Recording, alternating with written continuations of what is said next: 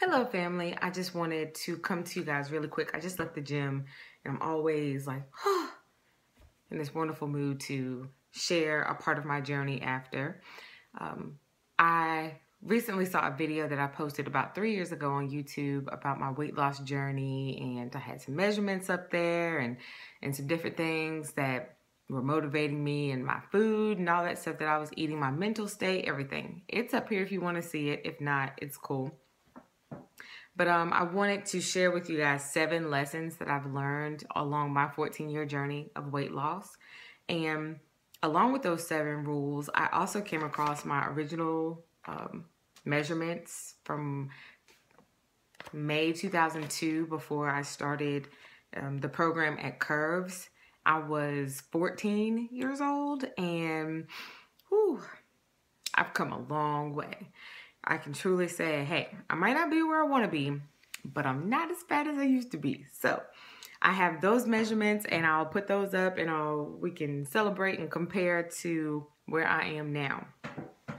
Go ahead and get started with my 7 lessons. Lesson number 1 is about social eating. Social eating can be wonderful thing for social reasons, but when it comes to your meal prepping and your eating habits, it can hinder your journey. So make sure that you're limiting that, which I'm working on that, trying to find other things to do with my friends and my family other than eating. Think about it. We do it with everything. When somebody dies, we eat. When a baby's born, we eat. When somebody graduates, we eat. When somebody's sad, we eat. We're always eating instead of doing other stuff around those emotions or events. Number 2, meal prepping. It is a time saver, that is for sure, but you want to make sure that you're keeping your recipes mixed up and keeping it relevant to where you are now, and keeping it fun and keeping it exciting, and trying new recipes and doing different things just so that it doesn't get boring. Because it's so easy for you to say, okay, I'm just going to go ahead and cook everything for the whole week. And then by the time you get to Wednesday, you're tired of having chicken and broccoli and potatoes or whatever it is that you're having for that week. Also, along with meal prep, I have to mention the cheat meal. It is a cheat meal. 1, not a cheat day, not a cheat week. You don't want one day of cheating to sabotage the hard work that you put in all week long. Number 3, link up with people that are just as dedicated to their journey as you are. It can be very exhausting and always having to pump up the people around you. Like, yeah, come on, you guys, let's go to the gym, let's work out, let's eat better. It can be exhausting. Sometimes you need somebody that can push and motivate you as well. Also, even when it comes to food, people are always, or there's always going to be that person that says, oh, you can't eat that, or I can't believe you're eating that. I thought you were on a diet. No, I'm not on a diet. I'm trying to live longer. I'm trying to live a healthier lifestyle. This is not temporary. This is my life. So you need those people that understand. Number 4, be realistic with the goals that you set. It didn't take you 2 days or 3 months to gain however much weight that you've put on, and it's going to take you longer to get all of that off. So be realistic. For example, I did a JJ Smith 10-day green smoothie challenge a while back, and I lost 22 pounds in 11 days. Was I excited? Heck yeah. But at the same time, you gain some of that back after, and it was up, down, up, down, up, down from there. But be realistic. If you're looking at trying to lose 60 pounds, you're going to lose that in 3 months. What are you going to have to do to lose 60 pounds in 3 months versus a healthier alternative of trying to lose 60 pounds over 6 months or maybe 10 months, or, just being realistic and not setting yourself up for failure, because the scale will hurt your feelings. You will have a wonderful week and get on that scale and numbers go the opposite way. So don't be so caught up in the scale, which goes right into my next rule or lesson that I've learned, and that's to celebrate your non-scale victories. I have lost rings because my fingers got smaller. They still kind of look like sausage links to me, but hey, they're smaller ones. And I feel a little more space in between me and my desktop, and my seatbelt fits a little differently, and clothes are fitting differently, and I feel better, I'm sleeping better. And that all matters as well. Those things are what really counts, is that you're looking and you're feeling better. And then that's also why it's important to take your measurements, which I'm not always good at, because sometimes I just don't want to know how much I weigh. I don't want to know the measurements, because I don't want to get frustrated or discouraged if it doesn't look like what I'm expecting, which, like I said, they go hand in hand. Your realistic expectations and goals, and celebrating even the smallest little victory. Number 6, make your journey your own. The biggest stealer of joy is comparison.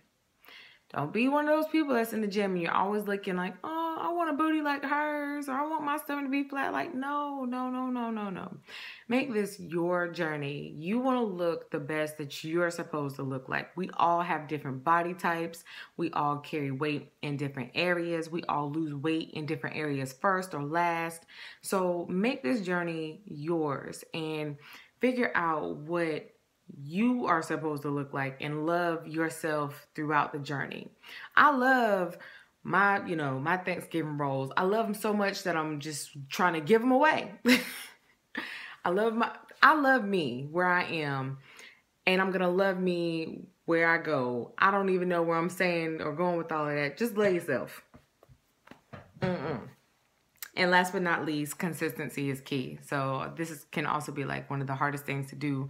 But when you're consistent with your nutrition and with your workouts, that's when you'll see the real change come about, especially the nutrition. That's the big one. That's like 80% of everything that you do and what you need, because you want to fuel your body, you want to give it what it needs, and you want to prevent having to always work off just the daily food that you ate. Stop burning off the same meal over and over and over, but be consistent with your meal prepping, or your water intake, or your physical fitness, or just even your stress management, because stress can make it difficult for you to lose weight too.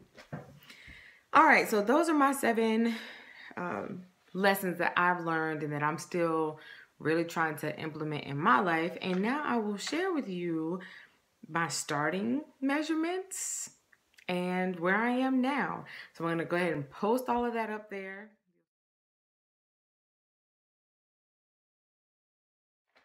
Guys, yeah, lost 52 pounds and 37.25 inches in 14 years. And went from a 44 triple D to a 38D. Like, I like going to Victoria's Secret now. It's nice when you can go there and the only thing that you buy is lip gloss. I got a lot of Victoria's Secret lip gloss, but now I got some brows too. Hey! Yes, I'm celebrating because, hey, that's pretty amazing. So I will continue to keep you guys up to date with my journey, and I hope that your journeys are going just as well. Looking into raw diets and foods, and just trying to eat healthier, eat cleaner, and to not depend solely on meat for my protein, but I want to look or start actually eating more alternatives for my protein intake. Other than that, I will be back with some of whatever else. And yeah, keep up the good work, people. I know y'all are working just as hard as I am, and I'm excited for you, and I hope that your journey is everything you want it to be and more. Don't beat yourself up if the scale doesn't look like what you want it to look like, because the scale is evil. Oh, it is evil. But enjoy the journey. Eat well, sleep well, be well. I'm out. 52 freaking pounds, man. 52. Ah!